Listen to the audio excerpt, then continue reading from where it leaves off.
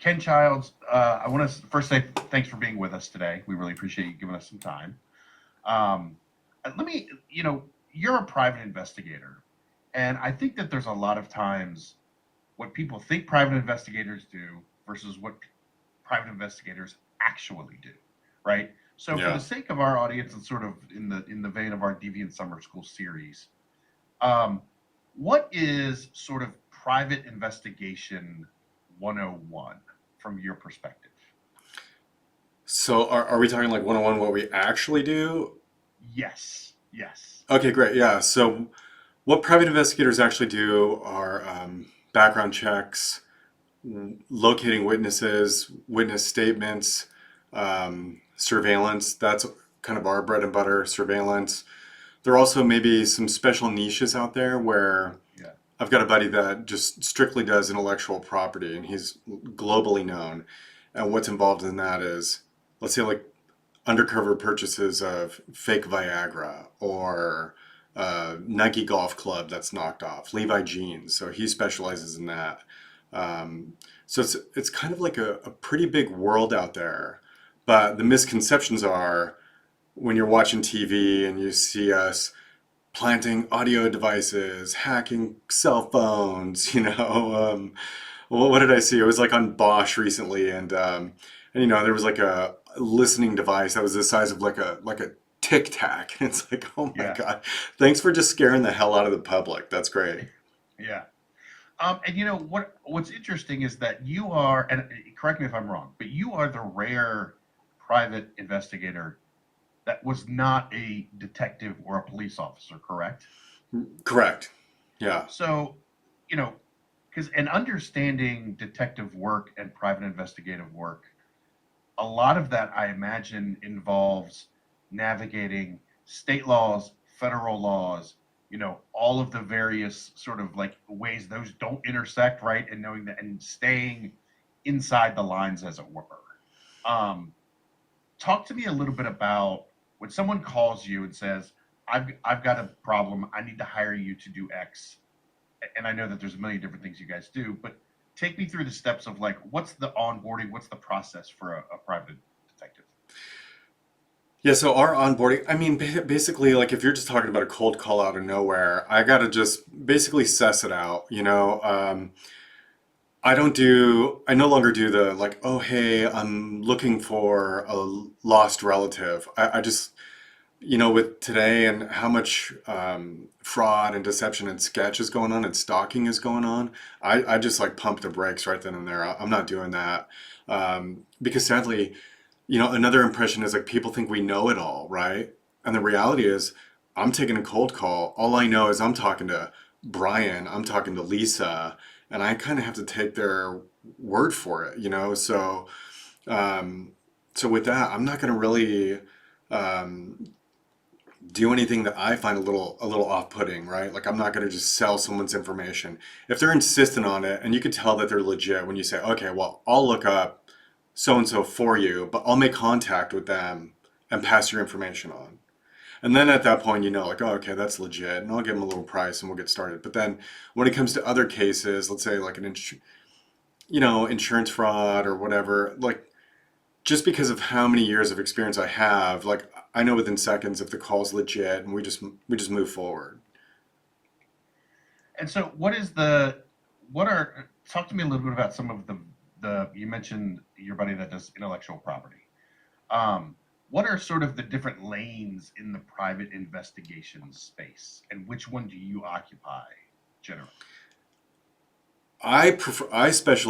We specialize in insurance, Okay. insurance defense. So that's going to be, or maybe I should take it a step further or broaden it a little bit. We specialize in surveillance. Okay. We find you and we follow you. And then with that, we document your day-to-day activities, right? So that's like what we prefer. So whether that's, insurance fraud, cheating spouse, actually like some criminal or intellectual property theft, we can end up doing some surveillance there as well. So when you say surveillance, and apologies because I'm going to use the frame of reference that so many of us do, which is TVs and movies. Um, is that you're in a car and you're following somebody for 2-3 miles, then you stop off and you have somebody else jump in behind and do the find and follow procedure. Like, walk me through how does that work? How does surveillance work in that way? I wish, man. It's literally, and it's funny because we'll get beaten up in court too, right? They're like, "Isn't it true?" And it's like, well, no, it's not at all, actually. So when we do surveillance, we're literally in a car. We all have cars that are very popular brands, Hyundai's, Hondas, very affordable, gas efficient cars. That way, because we got to blend in, So it's all about blending in, and we're literally in our car, hunkered down and we follow you. You know, however your day unfolds. Sometimes, yeah, yeah. We just once you're off and going, so are we. So what happens when someone sees you and realizes you've been following them? So I tend to operate on the lighter side of things, right? Like if we're driving and suddenly I see they're checking the rear views, or maybe they just made like a really funky U-turn, I would rather take a step back and assess, like, are they feeling me out? And then if so, I'd rather just slip out of there. For many reasons. Like one, I don't want to jeopardize the case, right? Like why would I do that? Two, I don't want to put anybody in a bad situation, right? Because I mean, let's say, or now they're just suddenly scared. They don't know who's in that car behind them, or maybe you got someone that's like full of little testosterone. He's about to jump out the car and rip you out of the driver's seat. So let's just avoid that altogether and come back another day. I do know of other investigators that they will push it. I mean that's just not the way we operate, but they will push it, and I've known investigators that get caught like quite a bit. And to me, that just says like you're not doing you're not doing a great job, buddy. You You're should, forgetting the private part of the private detective yeah. job description. You Um, screwed up the stealthy part of surveillance. right. So when you're doing surveillance, you're following someone. Um, is this a scenario where you have folks back at your office? You're communicating with them about where you are, so there's sort of an understanding at all times that this is the situation you're in, and people know where you are, so they know, if you suddenly disappear, is there communication with like a home office while you're doing all of that? A little bit. So I have a business partner, and she and I kind of hold each other accountable. And so we don't do it in a way where we're like in fear, right? I mean, this is what we do. So I'll just like check in, like, oh, hey, we're over here, we're in downtown, or you know, just basically keeping tabs. We're not necessarily like, oh my gosh, we're. I mean, if you're scared of doing surveillance, you shouldn't be doing it. Right, right. So there's a What kind little of a questions? little check-in, but not in the way that we're like, oh hey, for my personal safety. Maybe a little bit on my business partner side because she's a smaller woman, and I definitely want to be protective of her. So maybe there is a little bit of check-in there, Yeah, but then again, she's strong. So yeah, yeah. Well, I was wondering if it's just from a standpoint of like, if you've got multiple people involved in a case, and you're doing a surveillance operation of some kind, everybody sort of being on the same page and being kind of plugged into what's going on. oh, Um, with regard to that, yeah, definitely. yeah, If we do have a 2-3 man surveillance going on, half the time nowadays, back in the day, it was like walkie-talkies, boop boop. Hey, we're yeah, whatever, yeah. and now we're just literally like earbuds, cell phones, and um, minimal talk. Because while we're driving, we're giving kind of the coordinates of like where we're coming up on. Whoever has lead is going to be the one speaking, right? Like, oh, we're in the number one lane, headed southbound, blah blah blah, or hey, blinkers on, we're exiting XYZ. So that way everybody kind of falls in line, and then once we're mobile, we do tend. Sorry, I get it. What you were asking a moment ago, we do tend to like slide in here and there. So we'll have one investigator out on the lead. They'll go for a couple minutes, couple miles, and then when it's appropriate to change, then someone else will slide in. They'll step back, or maybe if they can, sometimes they'll parallel on another block, circle back around, and catch back up. So yeah, sorry.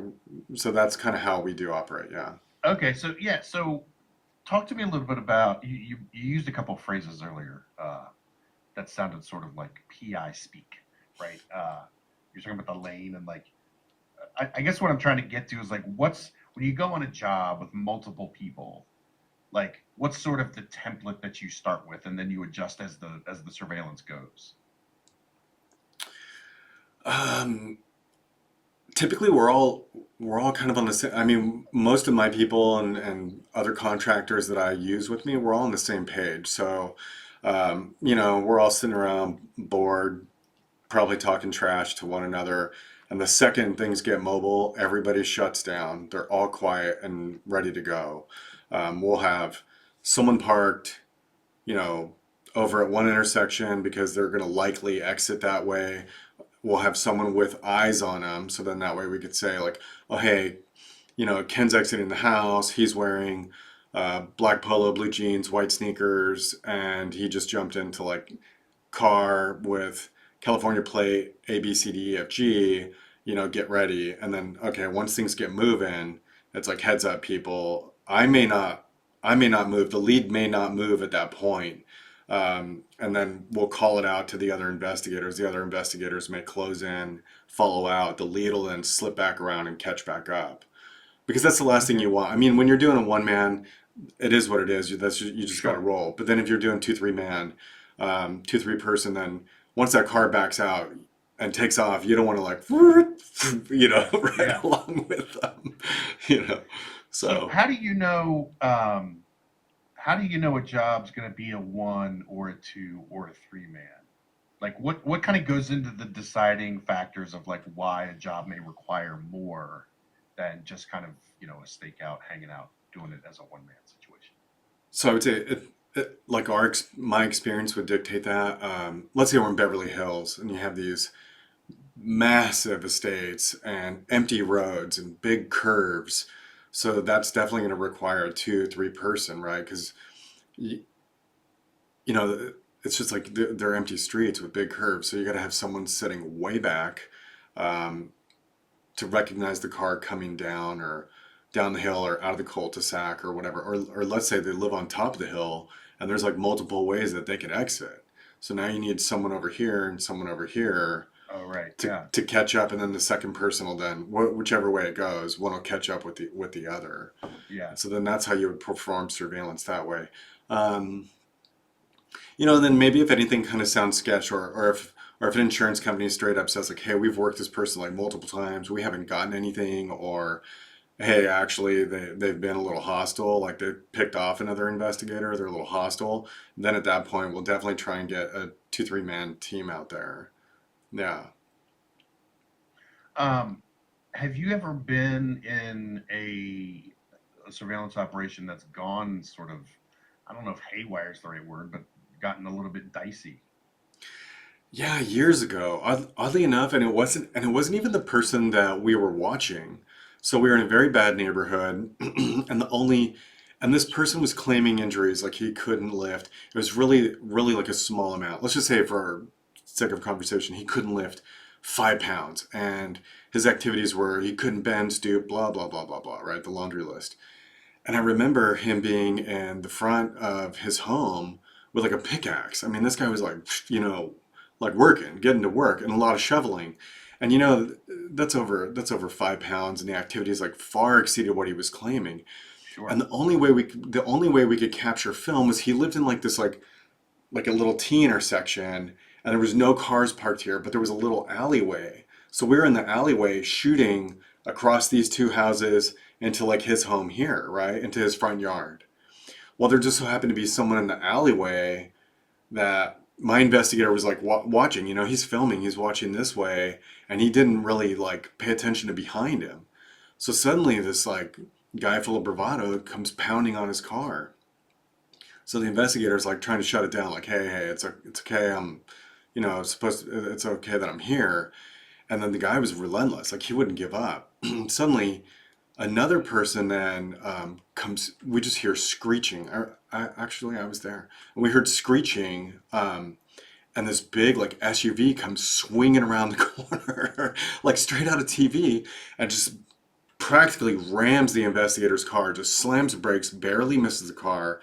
So at this point, the investigators got to go, right? Like, obviously, if we stick around, it's going to tip everybody off. These people, they're already inflamed. There's no way to backing this out.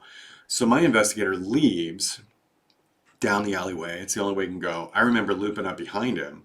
Now this like super aggro and this like big old SUV Bronco thing is kind of chasing us both down. Like it was out of control. I personally was cool to stop and see if this guy wanted to talk. You know, I can handle myself. Like that's fine. But he was in no mood, man. The guy was just like just driving so wild that I'm thinking for our safety, he's gonna hit us. We just got to go. We eventually got on the freeway and just kind of got him tangled up in traffic and we slipped out. So yeah, I mean, people get crazy aggressive out there. You'll see in the papers all the time. There's like somebody says the wrong thing, and before you know it, there was a PI maybe 3 years ago who got ripped out of his car because the house he was in front of were like these two aggressive men, and the investigator, I don't know why, just was not willing to leave his situation, right? He was just, for some reason, in his mind, he had to be there. And these guys come out, like real polite, like knock on the window. He opens, he's trying to be cordial, like, oh, hey, I'm like kind of working this XYZ gig. I don't know what he really told them. And then his son opened the passenger door, and then that startled the investigator. Then the father opens the driver's door. Now they start pummeling the guy. Oh God, yeah. So they start beating him down. And as awful as that sounds, I mean, I've been doing this forever. And so what I'm hearing is like, sadly, hey, bud, there were several indicators, there were several things that you missed. You know, A, you should have been kind of like a little more discreet. Obviously, you're just sitting in your front seat, just hanging out. B, you should have seen these guys kind of pacing back and forth, looking at you. C, like when they approached the car, I don't know why your doors weren't locked. You could have cracked the windows, you could have told them a little story, or you could have assessed, or you could have just left. B, the door's open. Why aren't you starting the car and hauling ass out of there? Right, Like right. what happened, buddy? You Yeah, missed, in my opinion, you missed 7, 8, 10 signals. yeah. So we mentioned at the top that you may be the first private detective I've talked to who does not have a background as a law enforcement officer.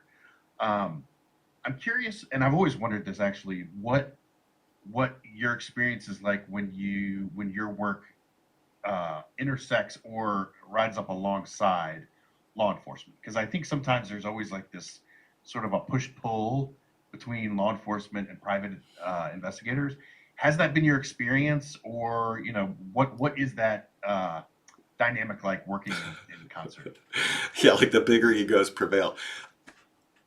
I don't care. I mean, I got to be honest with you. Like, I don't care. I perform my job. I do well at it, and and if you're puffing your chest bigger than me, what do I care, man? Like, I crushed it. I'm getting paid, you know. Or if we're gonna like go to some sort of scene, I know with the intellectual property stuff, they work with law enforcement much more than I do. Um, And with that, it's kind of a little bit of a partnership because at that point you're working with an IP, an intellectual property expert, right? So yeah, clearly you're going to listen to that expert. But then when it comes to, serving the search warrant, kicking in doors, all that stuff, yeah, you better believe that that investigator is kind of riding the coattails of that operation. And then they're going to dictate like certainly like what product is what, right? Because they're that expert. So yeah, at that point in time, there is like a good working relationship. When it comes to the insurance fraud, that's kind of later in the game, right? Like we do our job, then it's going to be like a DA referral or like an insurance fraud referral. Then we're going to get like a quick call interview. What do we have?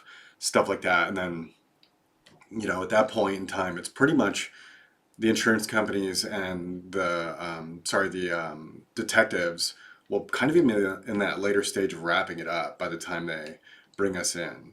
Yeah. So we don't really like work side by side. We kind of like Okay. we're the ones that like kind of got that ball rolling.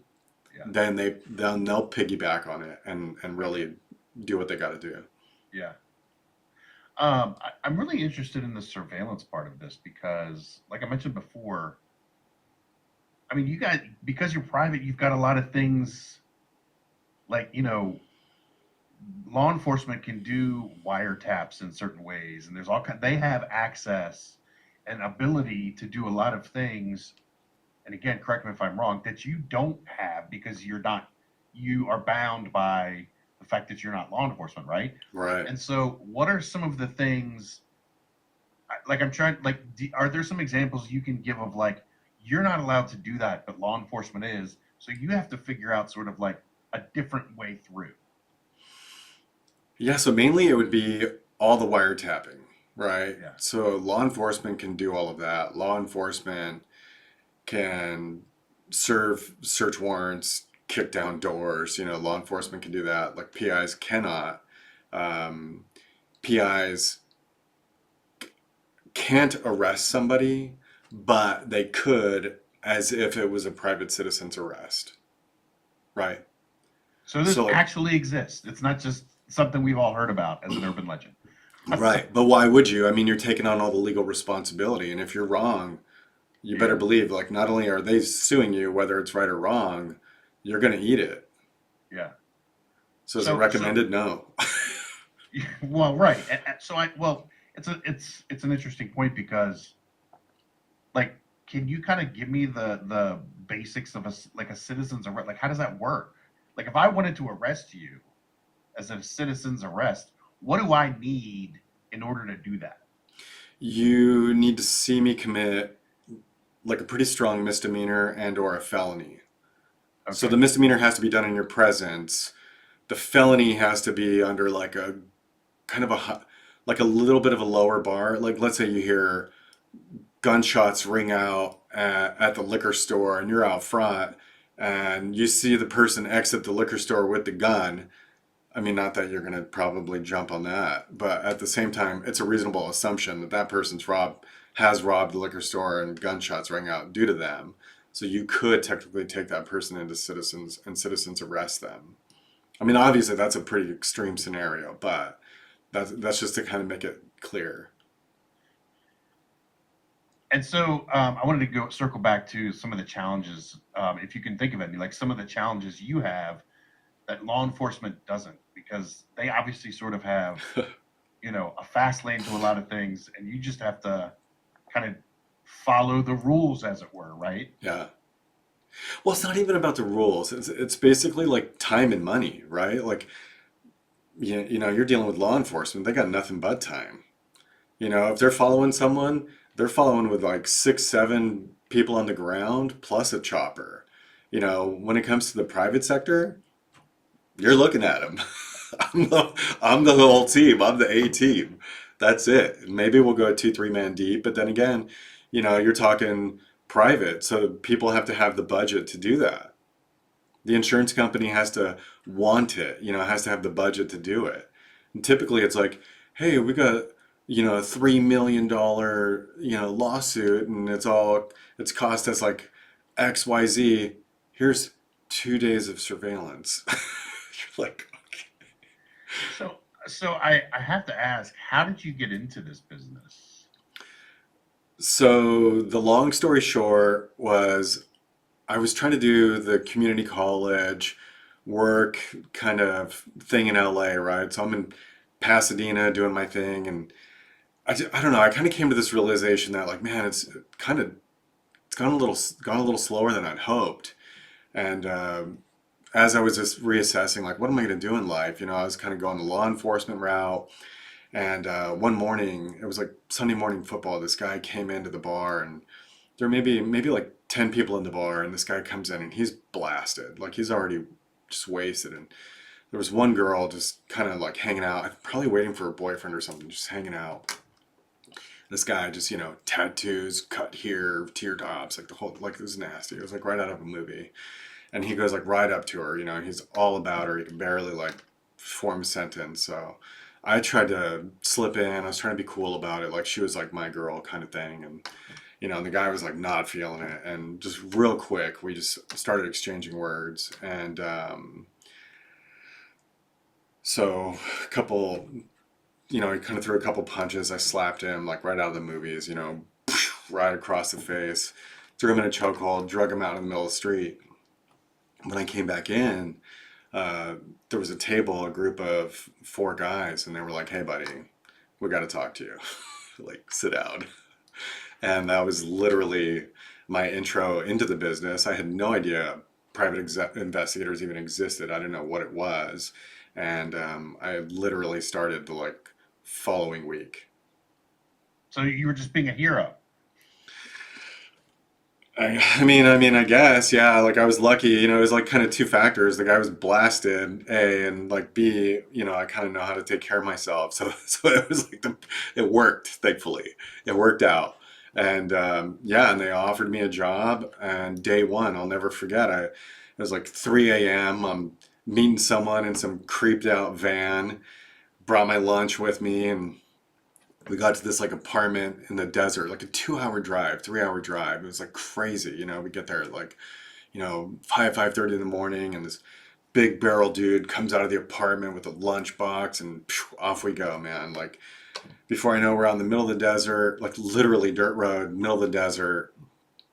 And and yeah, oh, actually we got caught that day. So then we're working, and I couldn't let it go. Like I was like, no, give me your like, the guy that I was with stopped, let the guy drive off, which was smart, right? Because like you're in the middle of the desert, you'll eventually figure out where he's going, like, just take your time.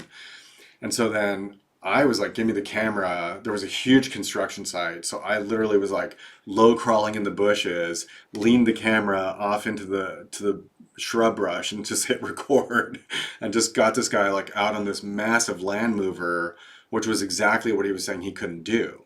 So he left a construction company due to injuries, and then here he is like working for another construction company doing exactly what he's saying he can't do. So I couldn't let that go. I got video of that. But then like my partner, my like trainee, like my guy, he got picked off because someone was picked off. Like someone spotted him and started confronting him, When and you the say word picked off, cover blown, cover essentially. blown. Yeah. So our cover was blown, So I'm like out in the bushes like a freak filming this guy, and in the meantime, like I didn't realize my trainer was getting harassed by another crew, and so we had to like wrap it up. Yeah, and I imagine trying to do surveillance work in the middle of the desert is difficult, being that the key to surveillance is being able to fade into the background and not get noticed. Right. So, I'm visualizing like one of the scenes in like Breaking Bad when they're out in the middle of the desert and there's nobody around, and like how are you supposed to stay, concealed? Yeah, I imagine that was a challenge. Ditch your car and hoof it in. Yeah, yeah. How long? So how long ago did you start doing this? I started a couple weeks before my 21st birthday. So I've been doing it for 27 years now. So what's the and I think I know what the answer is going to be, but I'm going to ask anyway. What's the biggest change or the biggest difference between doing PI work now versus when you started? It's exponentially harder. Harder. Exponentially. Yeah. Oh, Yeah. interesting. Why is that? 20 years ago, like I could park like literally at your curb and just film you, and today people are so paranoid. Yeah. They've got cameras, they're paranoid. These scumbag plaintiff attorneys, they're literally telling, you get an injury, a little auto accident, a work accident, and they're literally telling you, like, minute one, watch out for investigators. They'll even show clips of video. This is what they did. This is how they canned our last client. Like, I'm not kidding. Like, this is how this stuff unfolds. It's known that we're out there. Where of the yesteryears, I could literally like pull out in front of your house 3, 4 times in the day, and you'd just be like, I don't know what that's about. No big deal. Today, I'm parked blocks away. Yeah. I only move in if I feel like there's some activity that like I have to capture. It's not just you coming and going. If you're working in your front yard or playing with your kids or whatever that like whatever it is, whatever the goal is, if I feel you're doing that, then I'll get in.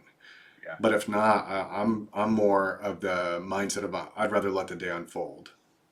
Well, and actually, you raise an interesting point in that, like, obviously the biggest change sounds like technology, which is great, but also everyone's got a camera, so it's harder for you to stay anonymous and sort of fading in the background, right? Right. Everybody's got a Nest, everybody's got a Ring Cam, so you as the surveiller wind up being surveilled in some ways, right? Yeah, or people will post up on Nextdoor like, what's this car XYZ doing over here? They haven't moved in 4 hours. Does anybody know them? Right, right. And so your cover is blown in no time. You're like, that's me. Yeah, so you probably have to have guys, hey, we're gonna have to switch out cars every 30 minutes or something. And No, I think if you just stay hunkered down. If no one's yeah, stepping out and double checking on you, chances are you're probably still okay.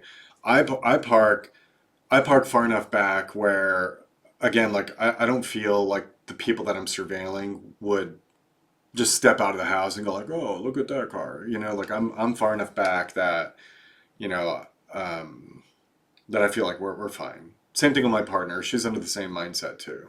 so I think you said at the top, you don't really do missing people cases anymore. Is that correct? We'll do missing people, but it's the whole like, oh, I lost touch with a college girlfriend. It's like, no, creep, you didn't. She Right. lost touch with you. So it's not, somebody goes missing for 2 weeks and you have to, scour the globe finding them. Yeah, that we're not up to doing. If they're missing, let's say like we just did one a couple days ago where some young gal, she's 30 years old, parents were kind of supporting her dream to move to LA. She moved here 10 years ago. She kind of progressed mentally down like a little bit of a downward spiral. Like things aren't working out for her. She's living in her car. To me, it sounds like either early onset schizophrenia and or bipolar and or maybe meth or fentanyl usage. Thankfully, we took that case because of like the area, and then the parents knew a little bit more of kind of where she's mentioned a few places that she has frequented. So for us, that's much easier. And then because of like when you're homeless, there's like habits and stuff that they kind of Hmm. have to do. So yeah, we found her pretty much. We found her day two, and thankfully she looked really good. She was like health wise, like her face was clean. Her car was taken care of. So like even though she had her car clothes in the car, it was still like she wasn't so bad. So that was all like trashed, right? And she went to the gym. Obviously, she was in there for like 30 minutes. So that tells me she probably showered up, got freshed up, getting her day started. So, you know, we communicated that to the parents. So something like that we'll find. If someone's been missing for several years, but they know they're kind of in this area in LA, that we can attack. But if it's something like, oh, hey, our niece, we haven't heard from her in 24 hours, like, what can you do? And it's like, sadly, outside of harassing their friends, like nothing. Yeah. Um, I, working in journalism, there's a lot of searching and digging and investigating and various degrees of that. And in the years that I've been in this business, like I've learned a lot of tricks and, you know, ways to do stuff, right? And so a lot of that, especially like in the last 10, 15 years, has been enabled by social media. And people digitally exist online, whether they know it or not. Can you talk to me a little bit about what that's done for your business and what you do, and whether it's made it harder or easier when we live in a world where seemingly everybody exists out in the open, at least digitally? So that's interesting. That's a great question. When it comes to it's in our businesses, it's referred to like open source intelligence, right? OSINT. You may have heard Yeah, that reference. So then, yeah.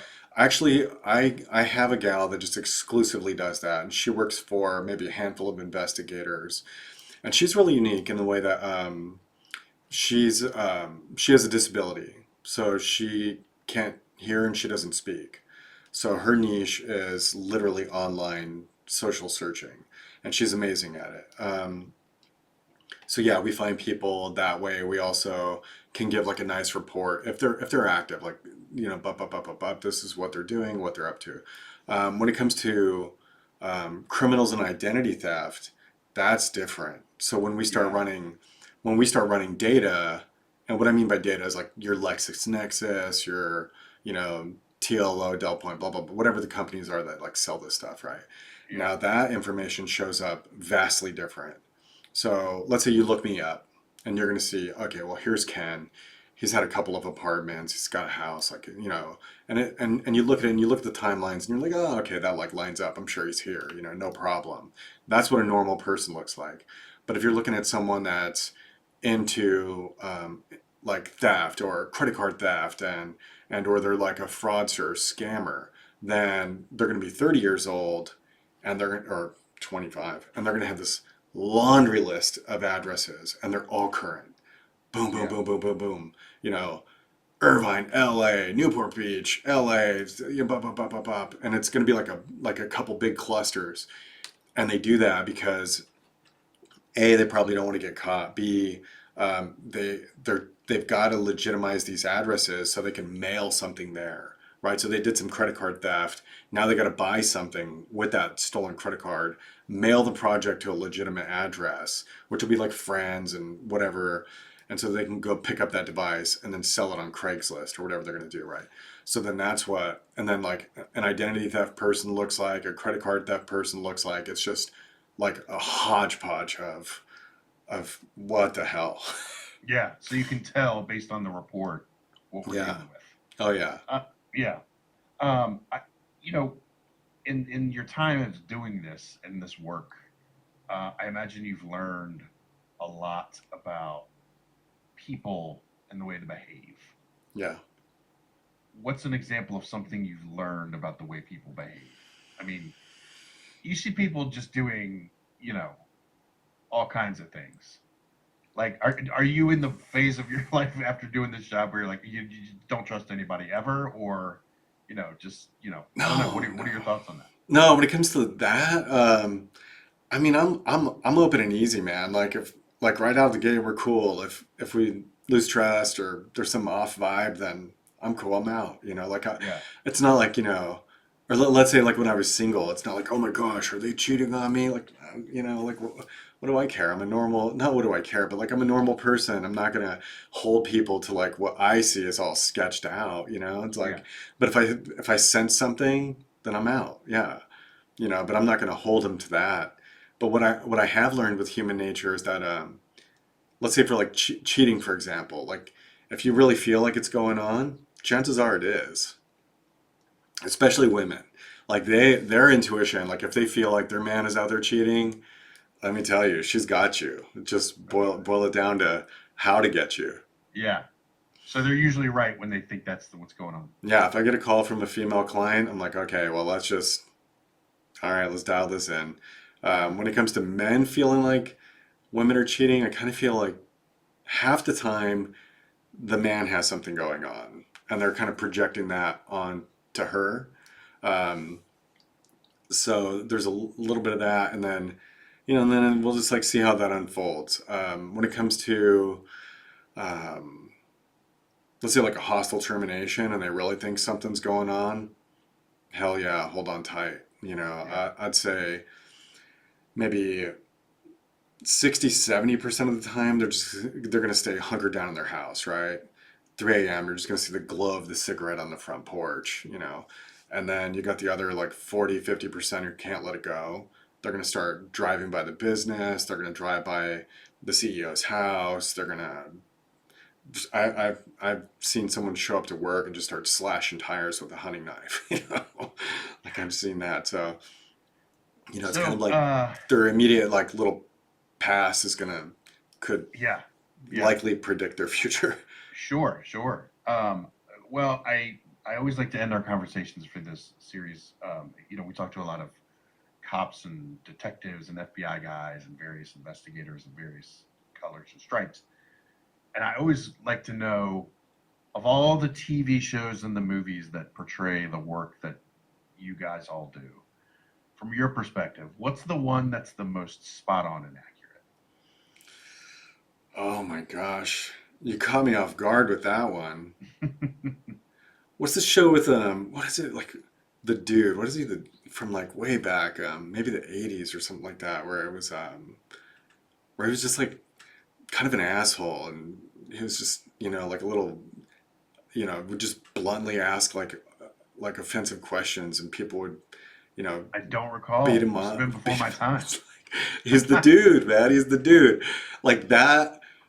That actually is like a private investigator. We're The just dude, not the people. Big Lebowski. I assume Yeah, you mean the Big yeah, Lebowski. that where he's just like just an Oh, ass, oh, right? Yeah, oh. yeah, You mean the language of the Big Lebowski is kind yeah. of the Just the way way. he like carried himself. It's like Yeah, yeah, that's pretty legit right there, right? Just yeah, I mean, you got to ask the questions, yeah. you You just know, got to and be blunt. I guess however it is what you're saying. unfolds, right? Yeah, Yeah. yeah. So like to me, off the top of my head, I would say that like because all the other shows are trying to, it's like they want you to watch. They're making it salacious. Yeah, we have GPS trackers out there, but like we're not going to use them. They're illegal. Like 9 out of 10, we can't use it. And then breaking into someone's house. Like the scene where they got the lock picks in their mouth and they're working on the lock. Boom, pick that lock. Hell no, that doesn't work. You're going to get yourself slapped with a couple felonies. Let's say, okay, Magnum PI, you got that evidence from the file cabinet. It's going to blow the case out of the water. Awesome. You know what the first thing the other attorney is going to ask? How'd you get What's that? that? Yeah, how'd you get it? Where'd you get that? Yeah, Yeah, so that doesn't work. So it's all meant for TV, that stuff. yeah. Um, Ken, I really appreciate your time. It's an interesting job that not a lot of us get a chance to kind of delve into with people, and I'm sure that you're a hit at parties. I don't mean that sarcastically. I mean people are like, "Oh, you're an investigator, a private investigator. Tell me all your stories." Whoa, stories, yeah. Yeah, yeah. So, no, I appreciate the time. It was an interesting conversation to kind of hear what it's like in your world because it's not one we're used to. So I really, really appreciate your time today. Yeah, thank you. I appreciate it.